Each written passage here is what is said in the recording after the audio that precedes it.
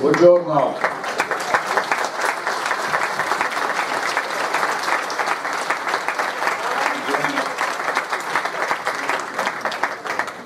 Era una sera, credo di un mese fa, il dottor Colombani era a Focus, c'era anche Alessio Morosina e disse: io metto a disposizione Castelbrando per gli indipendentisti. E siamo qui.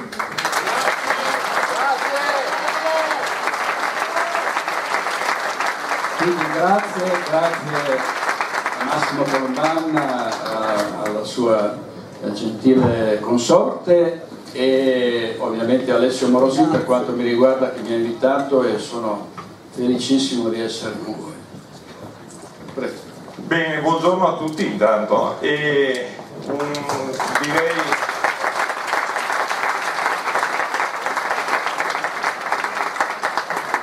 come possiamo dire, un affettuoso e caloroso abbraccio a tutti i cittadini veneti che sono qui. Vedo che c'è la sala già piena e mi sembra che stanno arrivando altri 200-300, quindi vuol dire, devo fare i complimenti per prima di tutto ad Alessio Morosini, Michele Favoro e a tutti quelli che stanno lavorando e che hanno lavorato e che continuano a lavorare per questo movimento, che mi ricorda molto, credo che tutti noi siamo nati in mezzo tra la DC e il PC, no? E la parrocchia, no? Mi ricorda un po' una cosa quasi catechistica, no? Questa disinteresse, diciamo, per i soldi e il lavorare per gli ideali. Questo è importantissimo.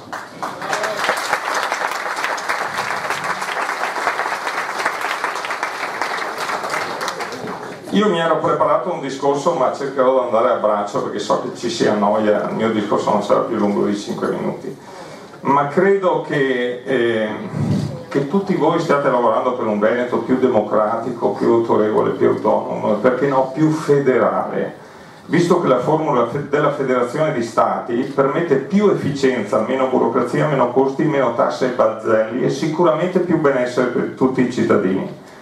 Gli Stati Uniti o la Svizzera, per prendere l'esempio più eclatante, io ci ho vissuto residente proprio 3 anni, è il paese più ricco al mondo ed è dove i cittadini, è uno Stato federale da centinaia d'anni, ed è dove i cittadini determinano il livello di tassazione, che è il livello massimo, perché quando le tasse sono decise dalla comunità, dai cittadini, poi sono gli stessi cittadini che fanno rispettare lo Stato. E quindi io vorrei ritornare a vedere, prima di morire, visto che ormai ne ho 65 di anni, di vedere il nostro Stato, che può essere Stato veneto, che può essere Stato italiano, perché io non sono per disfare gli Stati, sono per dare un out-out a questo Stato Italia che è finito e che sta finendo tra corruzione, scandali, con una tassazione di 2/3 su chi lavora. Pensate, 2/3 dello stipendio viene prelevato attraverso le tasse. E se qualcuno dice ma no, non è il 2/3, è il 50%, il 53%, entrate su retesi.org oppure reteveneto.it e vedete un manifesto, sono dati inconfutabili.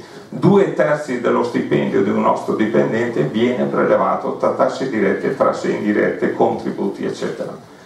Bene, ma anche il lavoro in Italia, qual è la tassazione dell'impresa? Sono dati recentissimi della CNA, 74,4%, cioè 3/4 della liquidità di un'azienda viene prelevata dallo Stato e dagli enti autorizzati da questo Stato, e quindi siamo a livello di tassazione demenziale, direi. Demenziale perché è l'impresa che crea il lavoro, è l'impresa che crea i prodotti e quindi il famoso PIL aziendale.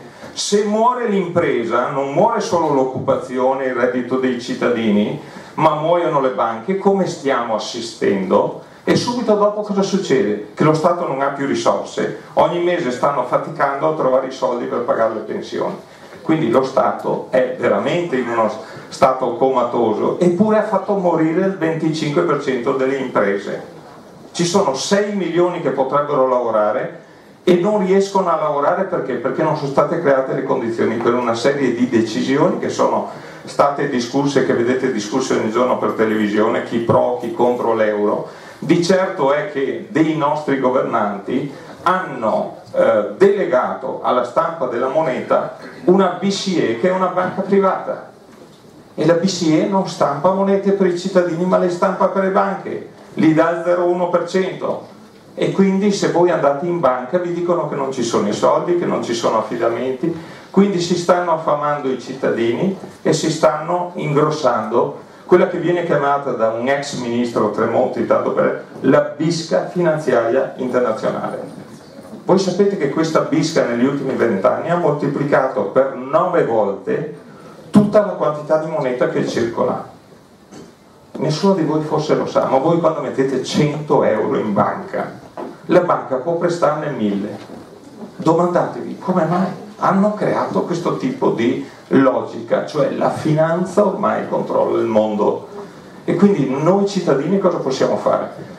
Non voglio adesso porvi il magone o porvi dei problemi, ma è una realtà che stiamo vivendo. Quindi noi cittadini dobbiamo, come prescrive la Costituzione, e quindi io direi, ma basta applicare la Costituzione. Io non è che sono pro o contro l'indipendenza, se sono qui logicamente dico, se lo Stato è in uno stato comatoso, se lo Stato non ha adottato la Costituzione che i nostri padri costituenti hanno fatto, e vi ricordo che dice che è uno Stato fondato sul lavoro, allora se la Costituzione all'articolo 1 dice che lo Stato è fondato sul lavoro, possono i governanti tassarci il lavoro 2/3 e l'impresa che crea il lavoro 3/4?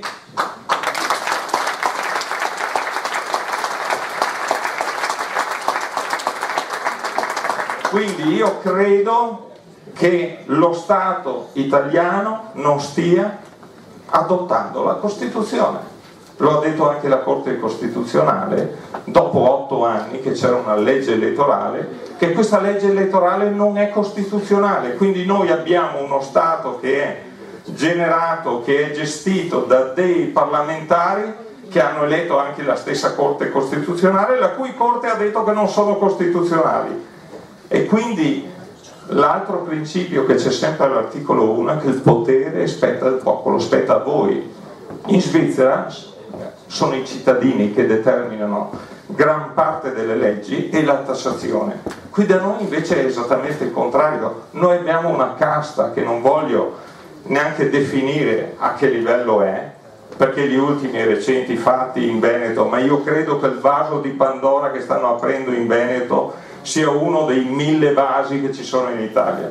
Fortunatamente qui abbiamo avuto, e devo dire grazie a una giustizia, a una finanza, alle forze dell'ordine che ci stanno monitorando e sicuramente ascoltando anche oggi, che ci sono quelle forze dell'ordine che non si sono assoggettate a una casta quasi assassina contro lo Stato e contro i cittadini.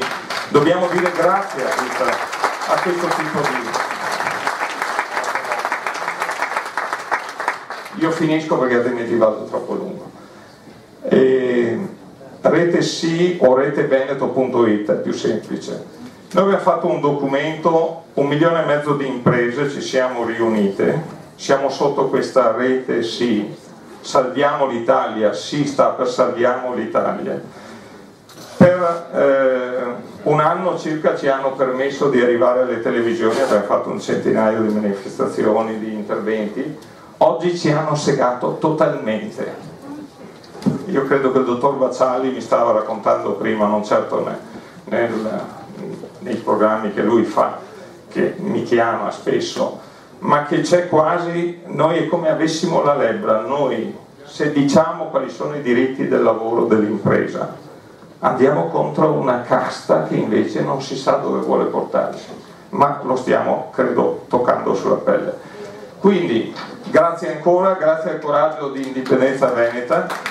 Io metto a disposizione Castelbranco se questa azione viene all'interno delle leggi e viene insieme. Una prima riunione è stata fatta il 21 di maggio, c'era presente Indipendenza Veneta, una seconda è programmata per il 19 di giugno, quindi fra pochi giorni. Io spero che si riesca a mettere sotto un unico gonfalone, diciamo, di San Marco tutti questi movimenti e, perché no, magari riuscire a dialogare con quelle forze politiche che sono non macchiate di corruzione o di peggio e che abbiano la volontà di lottare come noi stiamo lottando per una, diciamo, democrazia per una voce al popolo, per l'articolo 1 della Costituzione. Grazie.